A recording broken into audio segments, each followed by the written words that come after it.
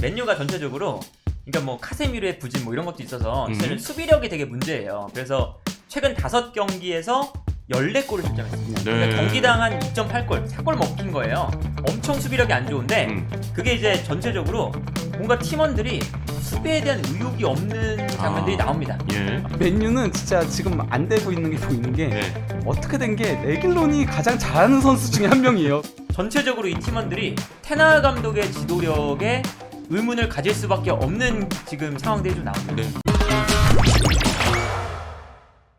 자, 아시아 챔피언스리그 1차전 K리그의 4팀이 모두 네. 승리를 거뒀습니다. 인천과 울산에 이어서 어제 전북과 포항도 모두 승리를 거두면서 야 진짜 우리 K리그 팀이 4승을 거뒀는데 일단 전북은 홍콩의 키치를 상대로 2대1로 승리를 거뒀고요. 또 포항은 베트남 하노이 FC를 상대로 4대2로 승리를 거뒀습니다. 예. 일단 전북은 경기에서 1대1로 좀 추격을 당했습니다만 2대1로 결국 승리를 거뒀는데 최근에 또 K리그에서 패했고 네. 또 많은 선수들이 또 아시안게임 대표팀에 차출이 됐잖아요. 네. 그래서 좀 어려운 경기가 될 것 같았는데 그래도 승리를 거뒀습니다. 예, 승리를 거두긴 했지만은 사실 뭐 내용적인 부분을 놓고 보면은 그 K리그 팀들이 지금 이번 아시안 챔피언스리그 1차전에서 전부 다 승리를 했잖아요. 네. 근데 그 내용적인 부분은 가장 고전한 팀이 전북이라고 할 수 맞습니다. 있죠. 예. 그것도 홈인데다가 상대가 키치였다는 점을 고려하면은 더 고전한 부분들, 그러니까 최근에 안 좋은 흐름은 조금 이어지긴 네. 했었다. 하지만 그래도 승리를 거두면서 조금은 분위기는 바꿀 수 있었다라고 할 수 있겠습니다. 네, 일단 전북이 그래도 귀중한 3점을 따냈습니다. 어려웠던 가운데. 자, 그리고 포항 같은 경우는 4대0으로 승리를 거두고 있다가 이제 2실점을 하면서 4대2로 승리를 거뒀는데, 근데 김기동 감독은 경기 후에 좀 아쉽다. 2점 실점한 것에 대해서 기복이 없어야 강팀이다. 이렇게 밝혔는데, 네. 그래도 좋은 출발했습니다. 4골 그렇죠? 폭격했고. 네. 그리고 제카가 네. 이제 점점 시간이 갈수록 완전히 지금 포항 축구에 좀 녹아들면서 네. 잘해주고 있거든요. 예. 특히나 이제 김기동 감독의 축구에서 약간은 이제 전방에서 볼을 잡아주는 이런 능력들이 약간 필요했는데 네. 이제 제카가 그 역할을 딱 해주니까 포항도 너무 잘하고 그렇습니다. 전체적으로 이제 K리그 팀들이 지금 아시아 챔피언스리그 첫 번째 경기부터 그냥 휩쓸고 있어요. 네, 그래서 그렇죠. 이제 지금 나오는 이제 우스갯소리로 벌써 이 팀들이 그 K리그 상금에 0.4 K리그 우승을 했다. 이미 한 40% 채웠대요. 우승 금액에. 예. 그래서 이게 아챔에 이기는 게 K리그 팀들한테 재정적으로 도움이 많이 되는구나. 네, 맞습니다. 네. 아니 요 경기 이제 포항 첫 골 장면 그 자책골 나왔는데 예, 와 그렇죠. 그거 진짜 잘 넣었더라. 근데 그 다미안 르탈렉이 예. 원래는 그 도르트문트에서 뛰고 했던 선수였거든요. 그래요? 예. 예. 그리고 형이 이제 그 안토니 르탈렉이하고 리버풀에서 뛰었던 옛날에는 프랑스에서 유망주로 불렸는데 기대만큼 성장하지 못한 두 명이었는데 네. 원래 공격형 미드필더였는데 센터백으로 이제는 말년이 돼가지고 보직 변경이 된 거더라고요. 네네. 예, 근데 옛날 그 공격 본능을 버리지 못하고 와 진짜 멋있었어. 한때는 그래도 나름 천재 유망주로 불리던 애였거든요. 네. 예. 자책골을 진짜 멋있게 넣으면서 그쵸. 좀 화제가 되기도 했고 아무튼 K리그 네 팀이 승리해서 이제 기분이 좋은데 그래도 이 4승 중에 인천의 승리가 가장 좀 그쵸. 네. 그렇죠. 예. 가장 만난 팀들 중에서도 상대 팀이 제일 강한 팀이 맞네요. 인천이었어요. 예. 아무래도 네. 인천은 또 시드도 낮고 하다 보니까. 거기다가 원정 경기기도 맞습니다. 했고 또 이제 한일전이기도 하고 네. 하다 보니까 여러모로 가장 기분 좋은 승리에 가까웠다라고 할 수 있죠. 거기다 이제 유상철 감독님에 관련된 맞아요, 그 맞아요. 일화들까지 다 겹치면서 네. 거기에 더해서 이제 창단 첫 진출에 이제 첫 승을 거둔 그렇죠, 거니까 그렇죠. 여러모로 네. 좀 의미가 있었던 인천이었습니다. 이 팀들은 계속 잘하겠죠. 전북은 조금은 전북은 좀 불안하다. 지켜봐야 되긴 한다라고 생각이 듭니다. 오히려 예. 이제는 전북이 조금 걱정이 되는 분위기죠. 왜냐면 전북이 실제로 K리그에서도 경기력이 안 좋고 네네. 전반적으로 약간 그 지난 시즌부터 약간 그 우하향이에요. 계속 하향세기 때문에 이게 이대로 가면 전북 아무리 국가대표팀 선수들이 또 많기 때문에 많이 빠졌죠. 좀 잘해야 국대에도 네. 좀 도움이 많이 되고 하는데 이런 것들이 좀 아쉽긴 합니다. 네, 그렇습니다. 자, 아무튼 일단 첫 출발은 굉장히 잘했다. 네. 이런 소식 전해드리고요. 자, 다음은 새벽에 있었던 챔피언스 리그 요 경기들 저희가 결과를 한번 보겠습니다. 갈라타사라이가 이제 코펜하겐과 2대2로 무승부를 거뒀고요. 레알 마드리드, 벨링엄의 후반 극적인 골로 추가 시간 골이었죠. 추가 시간 골이었죠. 예. 그리고 우니온 베를린도 굉장히 또 좋은 팀이다. 이걸 좀 그럼요. 느낄 수 있었고요. 그리고 사실 맨유가 최근에 흐름이 좋지 않으면서 바이에른 뮌헨이 좀 압도적으로 이길 수 있지 않을까 했는데 좀 난타전이었어요. 4대3. 그리고 세비야와 랑스는 이제 비겼고 1대1로. 아스널, 이제 북런던 더비를 앞두고 있는 아스널이 아인트호벤에 4대0 대승을 또 거뒀습니다. 나폴리는 이제 브라가의 2대1 승리를 거뒀고요. 레알 소시에다드와 인터밀란은 1대1로 비겼습니다. 잘츠부르크는 벤피카의 2대0 또 승리를 거뒀네요. 어떤 팀 요 경기 좀 이야기 뭐 해볼까요? 예. 일단 그래도 전체적으로 조금 얘기를 하자면요. 네. 갈라타사라이하고 코펜하겐 경기는 코펜하겐이 도리어 갈라타사라이 원정에서 쉽게 승리 거두는 줄 알았어요. 그러니까 두 골을 먼저 넣었죠. 예, 그러면서 앞서 나갔는데 이제 음. 퇴장자가 나오면서 맞아요. 그러면서 갈라타사라이가 이제 두 골을 쫓아가서 2대2 무승부로 막을 내렸고요. 레알 마드리드 우니온 베를린 경기 같은 경우는 벨링엄 선수 이번 시즌 정말 되는 시즌 같아요. 그냥 리그에서도 미쳤고. 근데 그가 잘하는 것도 잘하는 건데 네. 이번에는 약간 좀 막 쓰리 쿠션으로 팍팍팍 튀면서 어떻게 그 앞에 똑 떨어졌거든요. 맞아요. 약간 뭐랄까 옛날에 그가 지단이 축구를 정말 잘했지만은 또 이제 신이 점지해줬다 이런 얘기까지 네. 있었거든요. 뭔가 지단한테 결정적인 상황들이 떨어진다는 얘기들이 있었는데 네. 벨링엄이 마치 그 지단의 그런 것들을 물려받은 느낌이 들 정도로 예, 좀 그렇게 골이 나왔다라고 할 수 있죠. 네. 네, 그리고 바이언하고 맨유는 좀 뒤에서 얘기를 하도록 하고요. 네. 세비야하고 랑스 같은 경우는 세비야가 먼저 골을 넣으면서 앞서 나가는 듯 싶었으나 이제 동점골 허용하면서 양 팀 다 현재 그 리그에서 그렇게 분위기가 좋지 못하거든요. 네. 네, 그러면서 이제 1대 무승부로 끝났고 뭐 아스널 PSV 에인트호벤 얘기는 조금 뒤에 그래도 북런던 더비 얘기할 때 더 그래요? 하도록 하고요. 예. 그리고 이제 나폴리 브라가도 이제 그 나폴리가 요새 좀 좋지 못하면서 이 경기 1대 무승부로 끝나는 듯 싶었거든요. 네. 네, 하지만은 그래도 막판에 골이 나오면서 그러면서 2대1로 승리를 했고 레알 소시에다드 인테르 같은 경우는 인테르가 백업들을 굉장히 많이 내보냈어요. 그러니까 로테이션을 대대적으로 돌렸거든요. 그러면서 이제 아슬라니 같은 선수도 선발로 나왔는데 거다가 이제 소시에다드한테 먼저 실점 허용하면서 이거 패하는가 싶었으나 그래도 후반에 조금은 주축들이 나오기 시작하면서 1대1 무승부를 거뒀고 네. 예, 잘츠부르크가 벤피카 원정에서 2대0의 완승. 벤피카 원정 또 쉽지 않은데 사실. 그렇죠. 요거는 이제 이변이 하나 일어난 거죠. 예, 맞아요. 예. 뭐 그렇다라고 할 수 있죠. 네, 이렇게 이제 정리를 해볼 수 있겠는데 그러면 이제 전체적인 틀에서 그 1차전을 놓고 봤을 때 어떤 팀이 좀 가장 좋았나요? 전체적으로 봤을 때.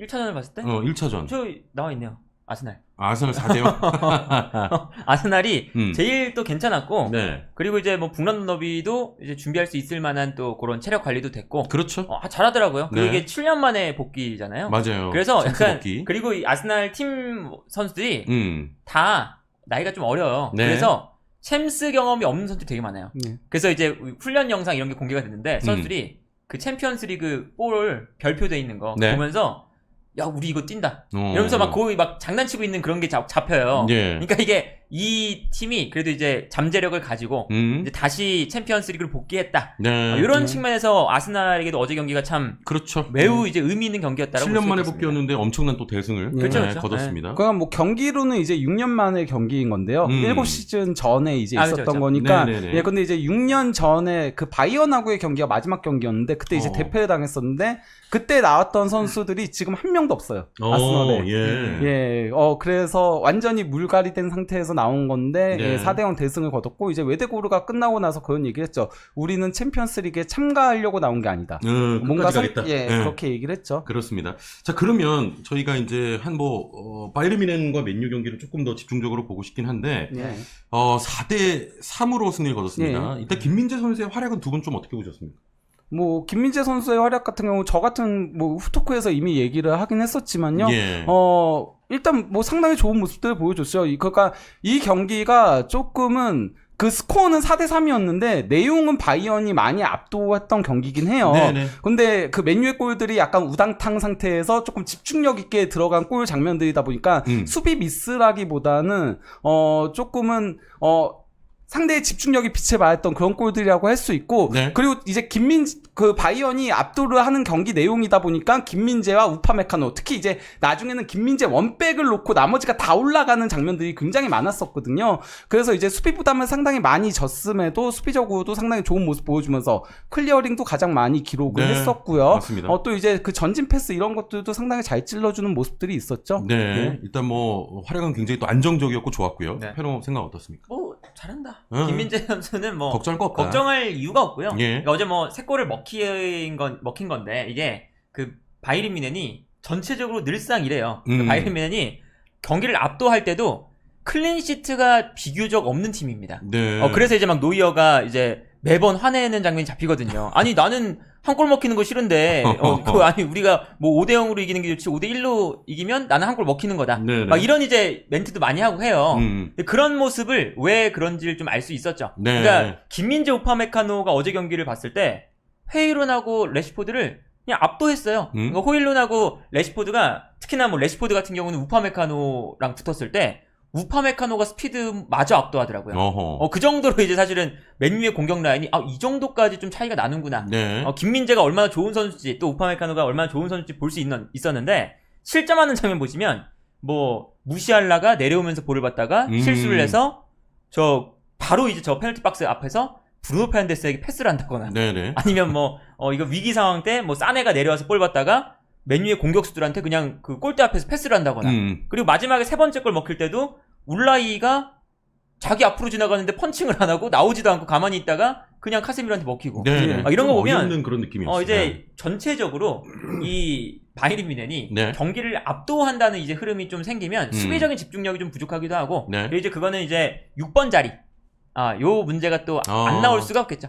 수비라면 보이고 좀 안 되고. 그리고 바이언 자체가 원래 그가 어느 정도 앞서면은 내려앉는 경우들이 많거든요. 강팀들 같은 경우. 근데 이제 바이언이나 독일이나 크게 앞서고 있을 때도 계속 이제 공격을 하는 습성이 있어요. 그러다 보니까 네네. 바이언과 독일이 유난히 대승이 많아요. 막 8대0, 막 7대1 이런 브라질 상대로도 뭐. 그리고 이제 바르셀로나 상대로도 그렇고 좀 그런 경기들이 많거든요. 근데 이 경기에서 맨유가 조금은 저는 그러니까 맨유 선수들이 그래도 너무 요새 분위기가 안 좋다 보니까 이대로 끝나면 안 된다. 좀 이런 마음가짐이 굉장히 강했다라고 생각을 해요. 그래서 특히 카세미로가 마지막에 집중력이 굉장히 좋은 모습 보여주면서 멀티골을 기록하기도 했고 또 이제 가르나초 같은 교체 카드들은 가르나초 선수가 항상 선발로 나올 땐 좀 아쉬운데 교체 투입되면은 상당히 좋은 모습 보여주면서 사실 라이머가 전반전은 굉장히 잘했었는데 가르나초가 교체 투입되고 나서 많이 뚫렸었죠. 자, 그렇습니다. 일단 뭐 전체적인 뭐 김민재의 활약이나 뭐 팀에 대한 이야기를 하셨는데 일단 이게 소파스코어 기준인 거죠. 6.8점으로 지금 전체 수비수 중 평점 1등을 얻었습니다. 일단 좀 주요 스탯도 좀 살펴주세요. 주요 스탯이요? 뭐 일단 아까 얘기했던 대로 이제 뭐 클리어링 6회로 최다였고요. 또 이제 소유권 획득도 7회로 최다였고요. 그리고 이제 태클 1회, 그리고 또 이제 슈팅 차단도 유일하게 김민재만 기록을 했습니다. 바이언 선수들 중에서는. 그 외에도 뭐 패스 성공률도 92%가 나오고, 상당히 볼 터치도 가장 많이 가져가고, 그리고 또 이제 패스도 가장 많이 기록한 선수였죠. 그래서 아마 장기적으로 보면 김민재에서는 더 잘할 거고 그리고 어제의 경기 보면 이게 투엘 감독이 최근에 아직도 좀 실험을 하고 있긴 해요. 그러니까 선수 배치를 계속 바꿉니다. 뭐 예를 들면 어제만 해도 저 키미와 고레츠카를 레버쿠젠전하고 또 다르게 배치했어요. 그러니까 레버쿠젠전은 또 저 두 선수가 자리가 바뀌었거든요. 고레츠카가 왼쪽, 키미가 오른쪽이었어요. 근데 오늘은 또 키미가 왼쪽, 고레츠카가 오른쪽이었거든요. 요건 이제 또 뭐 앞전에 밀러가 나오냐, 무시할라가 나오냐 이거에 따라 달라지겠지만 기본적으로 어제의 전술적인 틀 자체가 김민재, 키미, 뭐 알폰스 데이비스, 뭐 무시할라도 왼쪽으로 내려오고 요 왼쪽 라인에 볼을 잘 다루는 선수를 의도적으로 놨던 거죠. 그래서 오른쪽에 사네, 라이머, 뭐 고레츠카까지 반대편으로 전환시켜서 오른쪽 라인에서 뭔가 역습 찬스를 만들겠다. 그래서 이제 어제 경기를 보시면 아마 이런 장면들이 많이 나오시는 걸 봤을 거예요. 우파메카노와 김민재가 왼쪽에서 볼을 가지고 있다가 뛰어나가는 라이머한테 깔아서 패스를 주는 장면, 뭐 반대편 방향 전환해주는 장면, 이런 장면들을 많이 보셨을 거예요. 그게 이제 의도된 그런 장면들인데 이제 그런 장면들을 보면 투엘 감독이 여러 가지 측면으로 좀 팀을 구상하고 있는 상황이고 그러다 보니까 아직 이 조직적으로 좀 안 맞아 떨어지는 부분은 존재한다. 근데 그것만 맞아 떨어지면 바이에른 뮌헨이 뭐 잘할 것 같다. 그래도 어제 경기가 저는 개인적으로 특히 후반전, 전반전은 조금 잘 안 풀리긴 했었는데 후반전 경기력은 바이언이 그래도 팀적인 플레이가 가장 잘 맞았던 후반전이라고 생각을 해요. 그러니까 이번 시즌 들어서 특히 이제 공격진들이 상당히 호흡이 잘 맞는, 마침내 케인도 조금은 맞아떨어지는 그런 모습들이 있긴 했어가지고 바이언은 앞으로가 더 기대가 되는 부분들은 있다라고 생각이 듭니다. 거기다 키미 같은 경우는 사실 이번 시즌에는 대부분 왼쪽에서 나오긴 했죠. 이전까지는 오른쪽에서 많이 나왔는데 이번 시즌은 왼쪽에서 많이 나왔는데 레버쿠젠전은 아무래도 이제 상대가 오른쪽에 이제 프림퐁이라던가 또 이렇게 공격적으로 강한 선수들이 많다 보니까 그걸 이제 고레츠카의 피지컬로 막아보겠다라고 위치를 바꿨는데 둘 다 좀 제대로 구동되지 않는 그런 모습이 있긴 했었죠. 네. 예. 아무튼 뭐 지금 바이에른 뮌헨 경기가 약간은 좀 조직적으로 조금 안 맞아 떨어지는 느낌도 보이긴 하는데. 그렇죠. 그래서 이제 많은 분들이 또 케인 어땠냐? 케인마저도 어제 경기는 이제 맞아 떨어지는구나를 봤어요. 네. 그러니까 케인이 어제 사실은 공격 라인에서 제일 잘했거든요. 지금 평점도 보면 제일 높잖아요. 네. 득점뿐만 아니라 어제 케인이 연결고리 역할을 해주니까 뭐 옆에 있는 자네나 그나브리, 뭐 무시알라 이런 선수들이 볼을 받기가 되게 편해요. 그리고 이제 그 역할을 투엘 감독이 계속 이제 맞춰가는 중이고, 그리고 이제 원래 사네가 네.